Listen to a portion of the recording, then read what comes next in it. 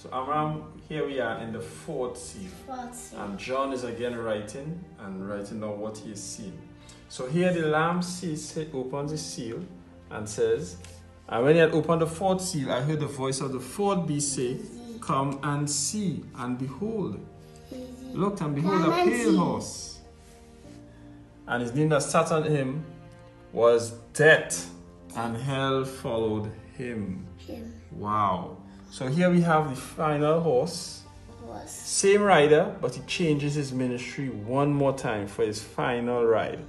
And the eagle is the one that picks him up and tells us who he is. Now, he changes his riding from a black horse to a pale one, Death, for his last ministry. And he is called by the eagle Death. Death is eternal separation from God.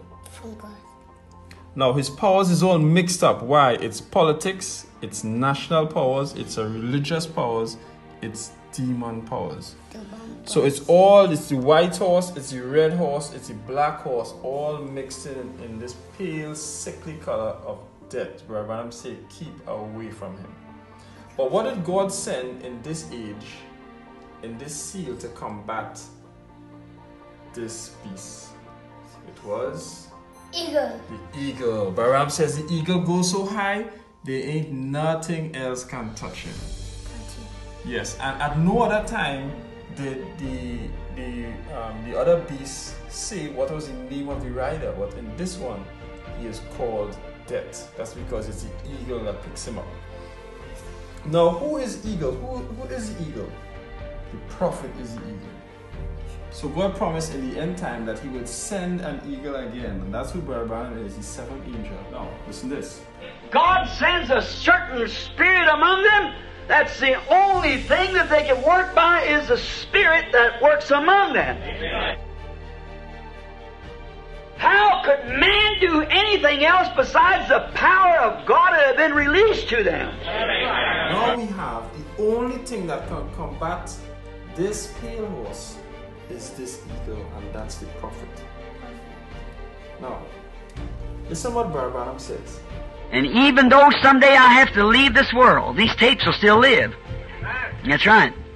So even though one day God had to take away his eagle, but yet his eagle is still here because these tapes will still live.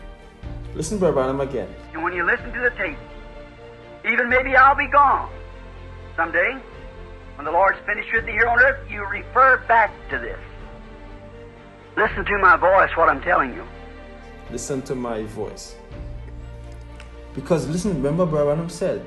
And remember, when the eagle finally comes, it'll be 1/100% that'll listen. So you see how important it is to listen, and the only way we could listen is to press play. And that's why Brother Joseph keeps on putting emphasis. Put Brother Branham back in the pulpit. And what does that really mean? It means that we're putting the eagle back in the pulpit. And if you have the eagle in the pulpit, then you could fight against the pale horse. But if you don't have the eagle in your pulpit, you have a lot of problems. So that's why the tape ministry is the greatest ministry of all time, because this is the greatest eagle that was ever sent, is the greatest prophet that was ever sent. Therefore, it's the greatest ministry that we have ever had. So Branham says the tapes has a worldwide ministry everywhere. Everywhere. And that's why in this last ride of this pale horse, in this final ride, this message is going all around the world. And this is what?